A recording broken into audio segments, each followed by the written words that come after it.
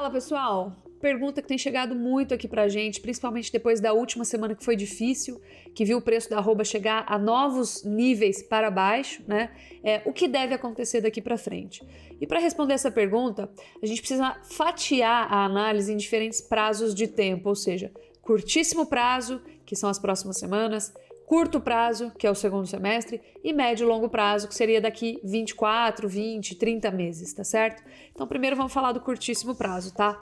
A carne no atacado ela ainda encontra bastante dificuldades aí de reagir. Nós observamos o consumo aumentar um pouquinho nos últimos dias, mas certamente foi mediante promoções bem agressivas. Então a gente viu, inclusive, algumas casas de carne do interior paulista, onde ocorreram aí, chegou a se formar filas, né, para comprar, mas com promoções para carne de vaca, assim, que há muito tempo não se via, né, o preço nominal alcançar os preços que a gente verificou aí nessa pesquisa. Então fica claro que o que nós temos observado o consumo ele vem, mas só se houver queda de preços. E isso reforça a pressão de baixa, inclusive, para a arroba do boi gordo. Mas no momento o varejo está tentando se livrar de estoques, né? Passar esse estoque para frente e colocar essa carne para rodar, inclusive para que não vença, para que não estraga, tá certo? Já quando a gente fala de curto prazo, que é segundo semestre, a gente pensa em bois de confinamento. Afinal de contas, daqui para frente é estiagem, não tem boi de pasto. Então, daqui para frente, a gente precisa pensar em animais confinados. Hoje, a ocupação que a gente observa média nos confinamentos brasileiros, ela está bem abaixo da média, tá? Ela está em torno aí de 40% de taxa de ocupação, frente a mais ou menos 60, 58, 62, a depender da região, no mesmo período do ano passado.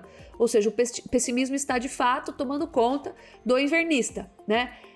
Isso pode ter vários motivos. Pode ser falta de dinheiro para investir, pode ser desânimo mesmo, falta de vontade de apostar na atividade e pode ser também gente que vem carregando estoque de comida caro, né? Desde antes dessa queda dos grãos, que acaba tornando a diária não competitiva e atrapalhando a margem da operação, tá? Então tudo isso prejudicando a colocação de animais nos confinamentos. E esse movimento deve se refletir para daqui aproximadamente 90, 100 dias.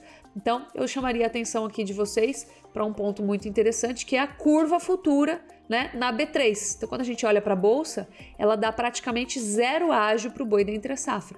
Então, quando a gente olha hoje, né, os estoques mostram para a gente um posicionamento de pouco estoque colocado ali, né, para aparecer lá na frente. E lá na frente uma depressão, né, um preço real, inclusive deprimido, que não paga nem a conta da inflação no período, então, e dos juros, né? Então veja que interessante, talvez seja uma oportunidade, tá certo? E quando a gente fala de longo prazo, horizonte mais amplo de tempo, fica claro que nós estamos vendo a continuidade do abate de fêmeas, da liquidação de fêmeas, né, que lá na frente vai fazer falta. Então essas fêmeas não vão mais gerar bezerros, nós vamos reduzir a capacidade produtiva brasileira e isso pode fazer com que o boi chegue ou até mesmo ultrapasse os R$400 por arroba entre a virada 2025 e 2026. Por sinal, nós estamos soltando um relatório aqui muito interessante sobre esse assunto. Recomendo que vocês leiam, tá bom? Então, por enquanto era isso aí. Logo a gente volta. Grande abraço.